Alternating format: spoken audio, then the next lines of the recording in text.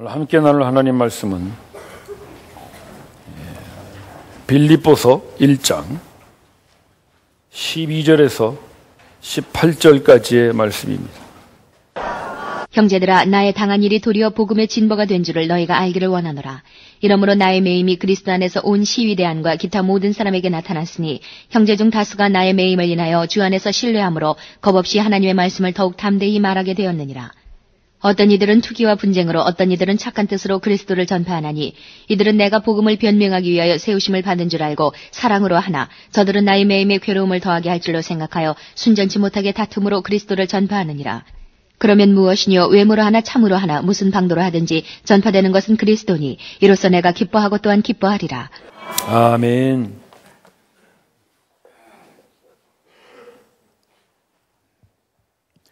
요즘 유행하는 말 중에 몸짱이라는 말이 있어요. 체격이 아주 좋은 그런 남성의 몸을 두고 하는 말입니다. 제가 얼마 전에 제 아내하고 영화를 한 편 보러 갔는데 우리 젊은이들이 좋아하는 김수현 씨가 주인공으로 나오는 그런 영화입니다. 북한 공작원으로 나오는 그런 이제 연기인데, 그 영화에서 이 김수현 씨가 우통을 벗고 운동하는 그런 장면이 나와요. 그런데 아주 몸이 좋더라고요. 정말 몸짱이더라고요. 근육살이 이렇게 탁 돼가지고, 그 삼박근 아시죠, 여러분? 삼겹살이 아니고 삼박근이 탁 이렇게 잘 발달된 그런 체격이더라고요. 탁 운동하는데 그 장면이 딱 나오니까요, 갑자기 그 영화관에 여성 관객들이 야 감탄을 해. 근데 나는 육체미 그러면 사실 여자의 몸매는 남자들이 흘금흘금 보지요. 여기는 별로 보시는 분들이 안 계신 것 같아요. 갑자기 조용하군요. 나는 보고 싶어도 잘 안 보여가지고 좀 안타까운데. 근데 보통은 그렇게 생각하는데, 나는 여성들이 그렇게 남자의 몸매를 보고 야 하고 감탄하는 건 또 처음 봤어요. 그래서 내가 얼른 우리 마누라를 봤어요. 이 사람도 그러나 그랬더니 우리 집사람은 안 그러는 것 같더라고. 근데 어쨌든 간에 이 여자들이 이 남자의 이 체격 좋은 그런 몸매를 좋아하는구나. 전 그런 생각이 들었어요. 몸짱을 이렇게 좋아하는 그런 시대입니다. 사실 몸은 참 중요하죠. 몸은 하나님이 우리에게 주신 선물입니다. 그래서 우리가 이 몸을 잘 가꿔야 합니다. 우리가 술, 담배 이런 거를 안 하는 이유가 뭐냐면 하나님 주신 몸을 함부로 쓰면 안 된다. 그래서 안 하는 거죠. 하나님 주신 선물이니까. 몸은 또한 하나님께서 쓰시는 귀한 도구이기도 합니다. 저 오지의 선교사들 보면요, 몸이 건강해야 풍토병이라 그러죠. 풍토병도 이기고 잘 선교사역을 할 수 있고요. 목사들도 몸이 건강해야 목회 활동하는데 활발하게 할 수가 있습니다. 여러분들도 그렇죠. 여러분들이 몸이 튼튼해야 교회 봉사도 잘할 수가 있고 이웃을 섬기는 것도 잘할 수가 있잖아요. 그러니까 몸이 하나님의 귀한 도구가 돼서 쓰임받는 것입니다. 그런데 하나님께서는 그렇게 몸짱 같은 건강한 몸만 쓰시는 것이 아니라 아주 볼품없는 몸도 쓰십니다. 그 대표적인 사람이 바울 사도입니다. 바울 사도는 평생 지병으로 고생한 사람이죠. 그는 언제나 몸의 고통 때문에 그것을 육체의 가시라고까지 해가면서 그는 그렇게 몸의 고난을 가지고 살았습니다. 또 바울 사도는 오랜 그런 선교 여행으로 지치고 피곤한 몸이었습니다. 특히 바울 서신을 보면은 그는 언제나 위험에 노출되어 있는 몸이라고 그렇게 기록하고 있습니다. 그런데 하나님은 그 바울 사도의 지치고 피곤한 몸을 쓰셨죠. 오늘도 바울 사도는 자기의 몸이 그렇다고 말합니다. 13절을 한번 보실까요? 그러므로 나의 매임이 그랬어요. 매임. 이 매임이라는 게 뭐냐면요, 지금 바울 사도의 몸이 매여 있다는 거예요. 그러니까 자기는 지금 메인 몸이라는 것입니다. 그 메인 몸이 시위대와 또 기타 다른 사람 앞에 나타났어요. 시위대라는 것은 로마의 궁전을 말하는 것이죠. 그 궁전을 지키는 시위대 뜰 안에 그 자그마한 집에 바울 사도가 지금 갇혀 있는 거예요. 그래서 우리 빌립보서를 옥중서신이라고 그러잖아요. 감옥에서 썼다 이거죠. 이게 감옥이라는 것이 뭐 이런 지하 감옥이 아니라 그냥 집인데 거기에 가택 연금되어 있는 것입니다. 바울 사도는 로마의 시민권자이기 때문에 자기의 결벽을 입증하기 위해서 로마 황제에게 상소를 했어요. 그래서 지금 로마로 이송돼서 그 황제의 재판을 기다리고 있는 것입니다. 그동안 그 시위대 뜰 안에 자그마한 가택에 연금돼 있어요. 그러니까 매여 있는 것이죠. 쇠사슬에 매여 있다 그래요. 체인에 매여 있어요.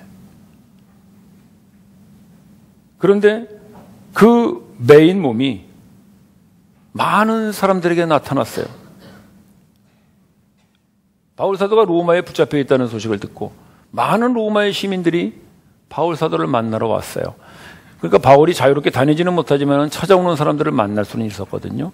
그래서 바울은 그 가택 연금되어 있는 상태에서 많은 로마 시민들에게 복음을 전했습니다. 그가 선교 여행을 하는 것과 똑같이 그는 그곳에서도 복음을 전했고 많은 로마 시민들이 바울을 통하여 하나님 나라의 소망을 갖게 됩니다. 그 말씀이 사도행전 28장 말씀입니다. 28장 30절 31절 보실까요? 네, 저기에 보면은 이태 동안 그러죠. 바울이 이태 동안, 이태라는 게 2년 동안이라는 거예요. 2년 동안 그 가택연금을 당하면서 그를 찾아오는 많은 사람들을 영접합니다. 그리고 그에게 담대하게 하나님의 나라를 선포합니다. 그는 매여 있었습니다. 그러나 하나님은 메인 몸도 쓰셨습니다. 죄인이 그를 붙들어 놓을 수 없습니다. 가택연금이 그를 붙들어 놓을 수 없습니다. 그는 메인 몸이었지만 그는 여전히 하나님의 훌륭한 도구로 쓰임받았습니다. 형제자매 여러분, 하나님은 메인 몸도 쓰십니다. 우리도 인생 살다 보면 이것저것에 매일 때가 많죠. 특히 요즘 우리 사회가 이제 고령화 사회가 되어가고 있어요. 그래서 우리 교회에도 점점 나이들이 많이 들어가서 그런 생각을 하시는 분들이 많아요. 내가 이제 나이가 들어서 노년이 돼서 자꾸 그런 생각하는데 그게 노년에 매여 있다는 거예요. 여러분 기억하세요. 하나님은 노년의 메인 여러분도 쓰십니다. 질병에 매여 있는 사람들도 있죠.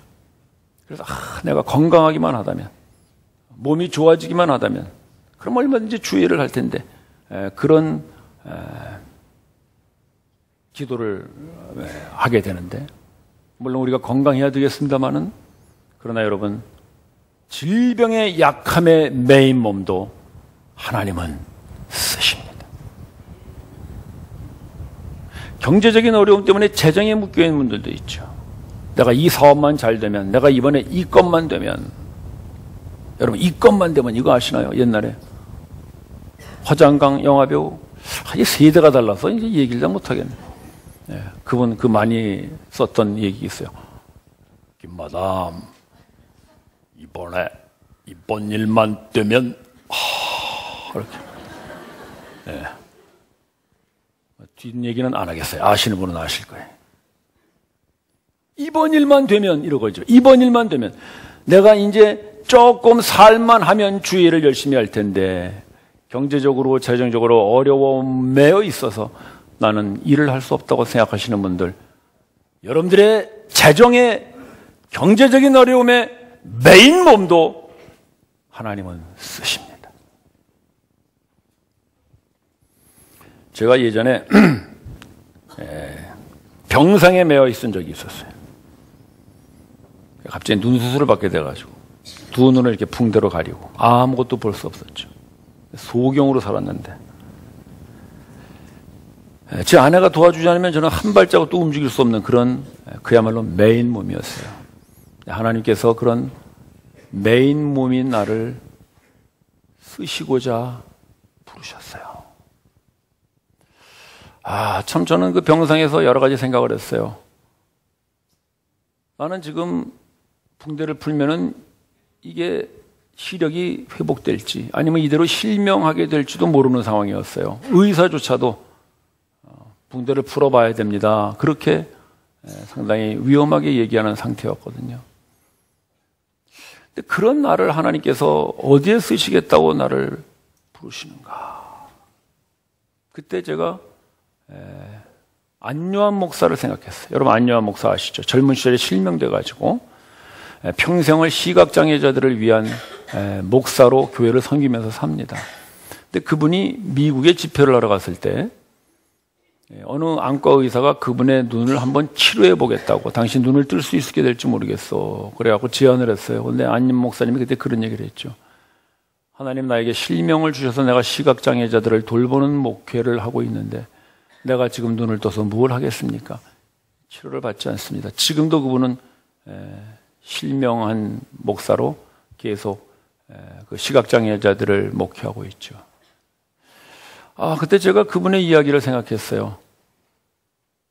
이 안요한 목사는 장애를 극복하고 주의를 하는 것이 아니라 장애를 통해서 주의를 하는구나. 그때 저도 그런 생각했죠. 내가 비록 실명한다고 할지라도 하나님께서 나를 부르신다면 이 실명을 통해서도 하나님 나를 쓰시겠지. 그 후 저는 참 기적적으로 눈을 뜨게 됐고,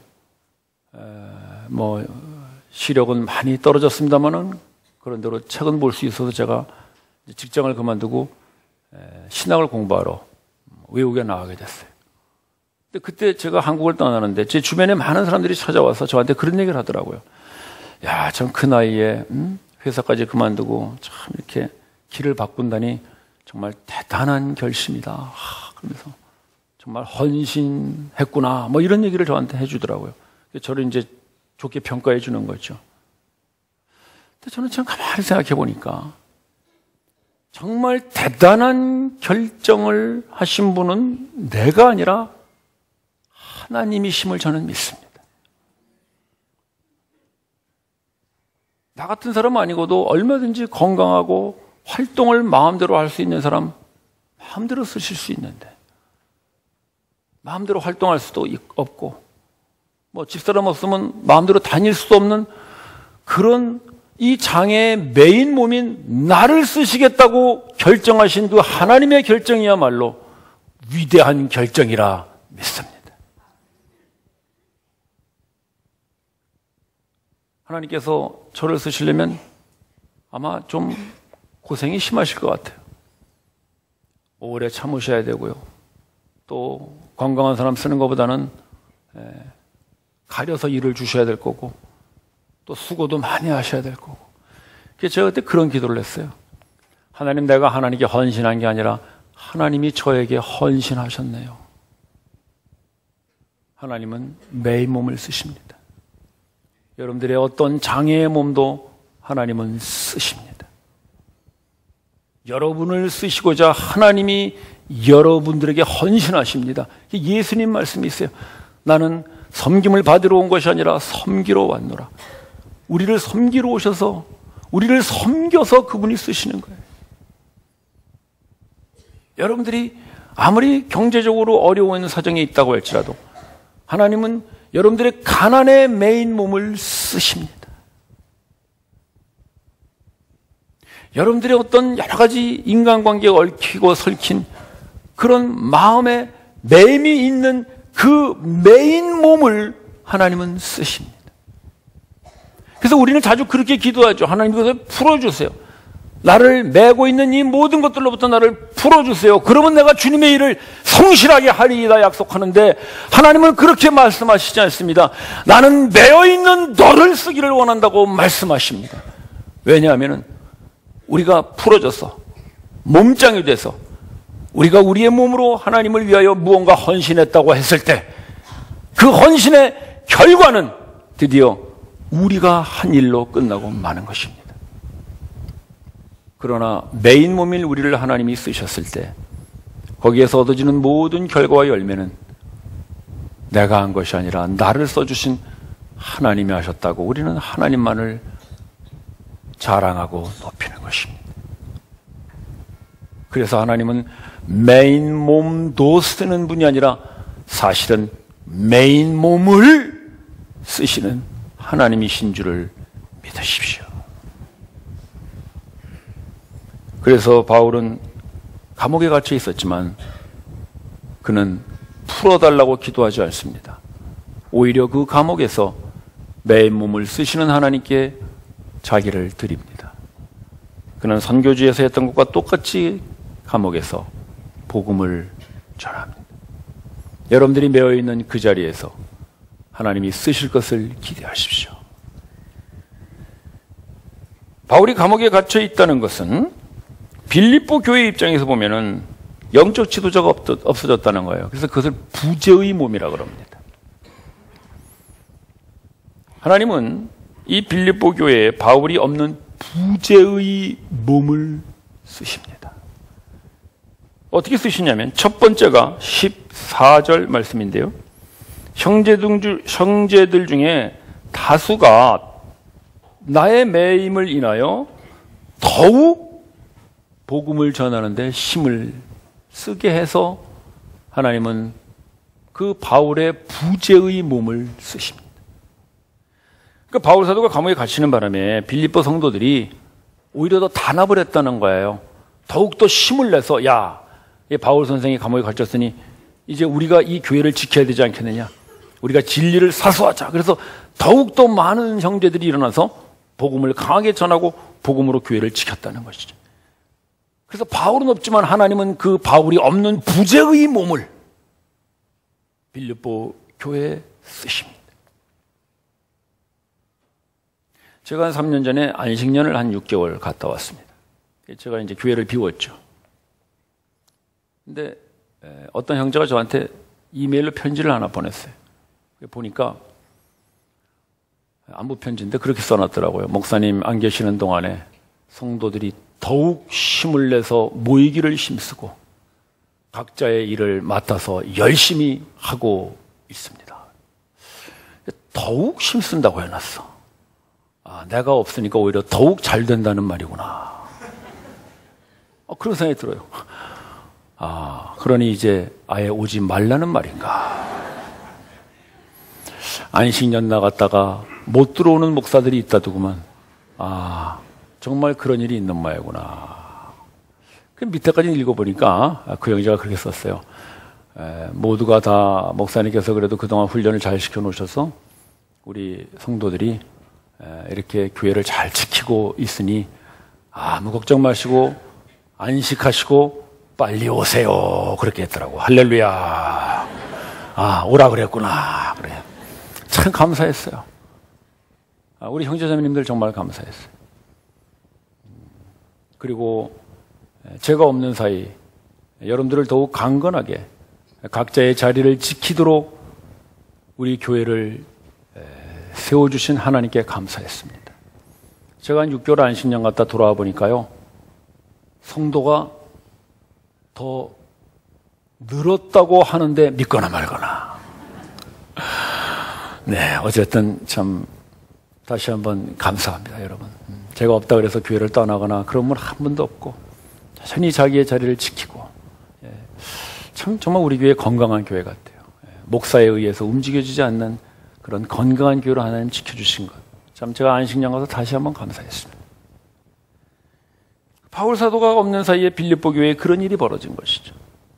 하나님은 부재의 몸도 쓰십니다. 가정도 그렇습니다, 여러분. 우리 부모님들이 제일 걱정하는 게 뭐예요? 아이고, 나 없으면 우리 자식 어떻게 하나, 그거잖아요. 나 죽는 거는 겁 안 나는데 나 죽고 나면 우리 자식 어떻게 살지? 자식 때문에 못 죽는다는 거죠. 근데 여러분 기억하세요. 그 김동호 목사님인가 그분이 한번 그런 얘기하는 걸 제가 들었어요. 교통사고가 크게 났다 그래요. 그때 딱 교통사고 나는 순간에 제일 먼저 생각난 게 아이고 우리 아들들 다 거지 되겠네 그 생각했대요. 사실 목사가 죽으면 뭐 애들 어떡하겠어요. 근데 그때 하나님이 그러시더랍니다. 걱정 마라. 네 죽으면 뭐가 걱정이냐? 내가 죽어야 걱정이지. 그러시죠. 참 맞습니다, 여러분. 우리 죽은 거 걱정하지 마세요. 하나님이 죽어야 걱정이죠. 하나님 부조의 몸을 사용하세요. 저희 이모님이 저 경북 안동에, 안동이 아니라 죄송합니다. 안강.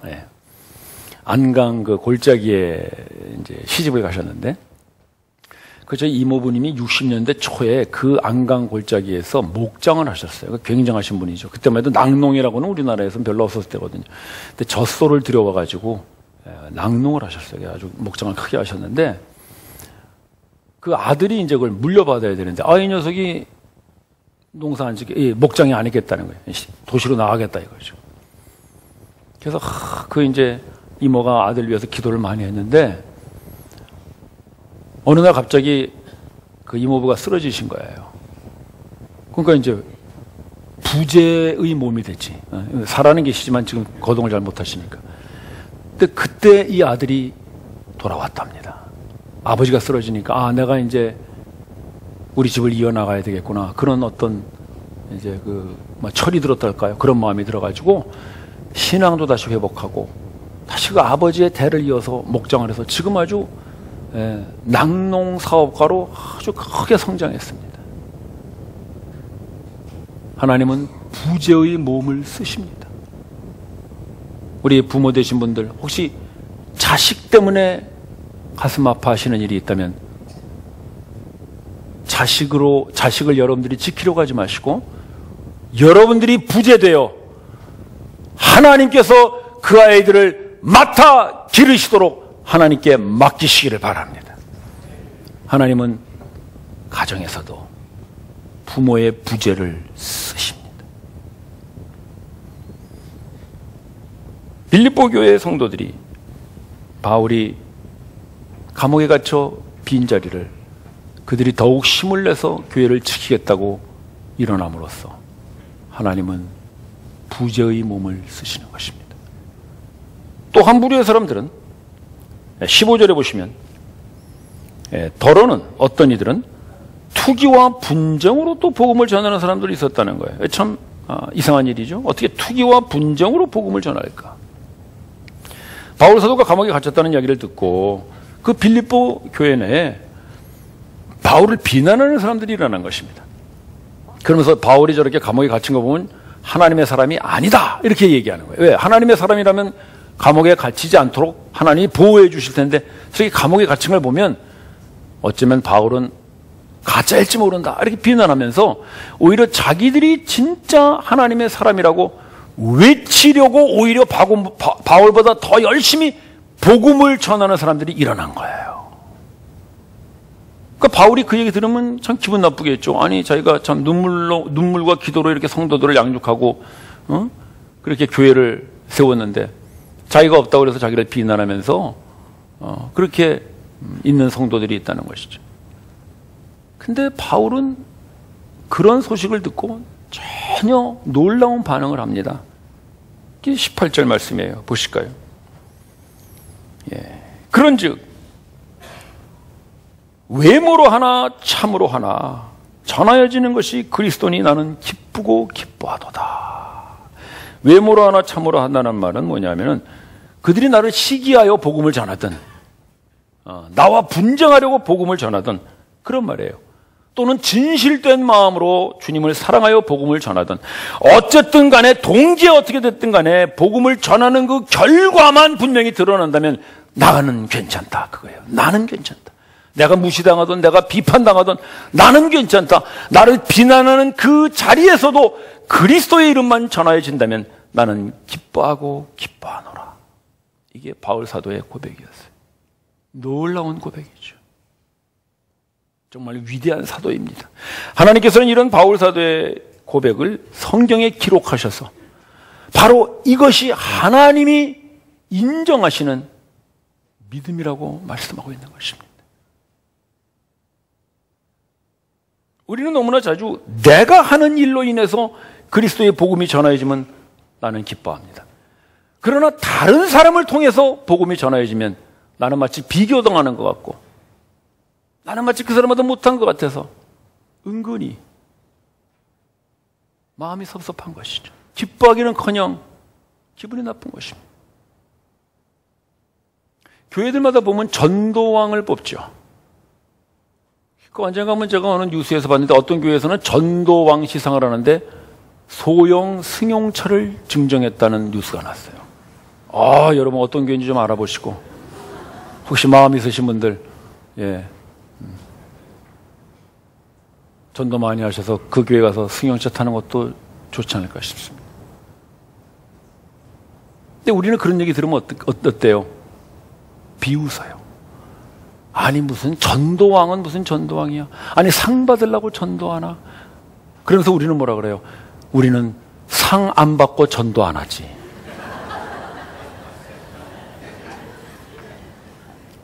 네. 경쟁하고 비교하느니 오히려 안 하는 게 낫지. 그게 우리 교회 분위기가 아닌가 모르겠어요. 교회 내에서도 그런 거 있죠. 어떤 사람이 막 열심히 일하면 뭐라 그래요? 아이고 장로 되려고 저렇게 열심히 하나? 장로 안 하고 일 안 하지. 우리는 무언가 일을 열심히 하려고 그러면은요, 그걸 가지고 자꾸 교만하다고 얘기를 해요. 아이고 자기 잘났다고 저렇게 하나? 왜 저 사람만 자꾸 나서나? 그래서 우리는 겸손하게 일을 안 해요.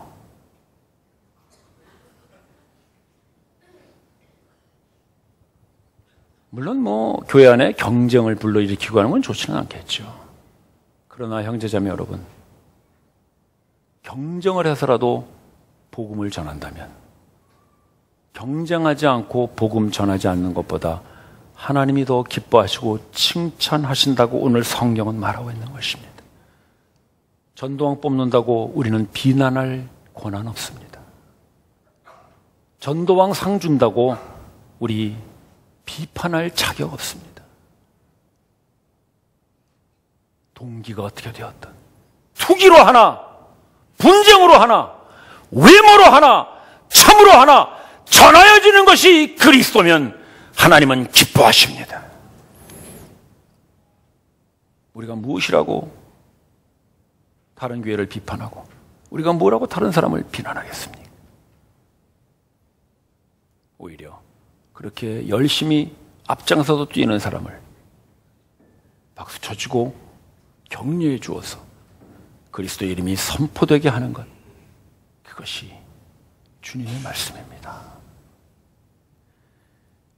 그래서 이 부류의 사람들은 비록 바울을 시기해서 바울의 그 리더십이 빈자리를 차지하려고 좋지 않은 마음으로 복음을 전하긴 했지만 바울은 그래도 괜찮다. 너희들이 나를 밟고서라도 그리스도를 전할 수만 있다면 나는 얼마든지 밟혀도 괜찮다. 이것을 바울은 자기의 부재의 몸을 사용하시는 하나님이라고 말하는 것입니다. 따라서 바울이 감옥에 갇혀 있는 동안에 빌립보 교회는 오히려 더 튼튼하게 자라났습니다. 바울이 없는 대신에 우리가 교회를 지키자고 일어나는 사람이 있는가 하면 그 바울의 자리를 차지해 보겠다고 일어나는 사람들도 있었습니다. 어쨌든 그들은 모두 그리스도를 전했던 것입니다. 우리가 교회 생활하면서 너무나 자주 오해하는 것이 있습니다. 주님의 일 한다고 교만하다는 소리 듣느니 주님의 일 안 하고 겸손하게 있어야지 라는 잘못된 오해입니다. 그것은 어쩌면 사탄이 가져오는 가장 교묘한 전략인지 모르겠습니다. 그러나 여러분, 오늘 바울은 우리에게 그렇게 말하지 않습니다. 주님의 일을 한다고 교만한 소리를 듣는 것이 겸손한 소리 들으려고 주님의 일을 하지 않는 것보다 하나님 훨씬 더 기뻐하신다고 하십니다.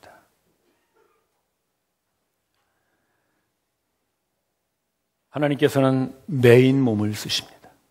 부재의 몸도 쓰십니다. 우리는 언제나 몸짱과 같이 건강하고 튼튼한 몸이 있어야만 주님의 일을 할 수 있다고 생각할 때가 많습니다. 그래서 우리는 그런 몸을 달라고 기도하고 그런 몸이 될 때까지는 우리는 기다리려고 합니다. 그러나 하나님은 오히려 매인 몸을 쓰십니다. 왜냐하면 그 매인 몸을 씀으로써 드디어 우리가 자랑할 것은 우리의 몸이 아니라 우리를 써주신 하나님 뿐이기 때문입니다. 하나님께서 여러분들의 매인 몸을 어디에 묶여있던 간에 하나님께서 쓰실 때 시간에 매여 있건 재정에 매여 있건 건강에 매여 있건 어떤 무엇에 매여 있던 여러분들의 매인 몸을 쓰시고자 할 때 주님께 쓰임받아 주님께만 영광과 찬양을 올리는 그런 생애가 되시기를 주님의 이름으로 축원합니다. 기도드립시다.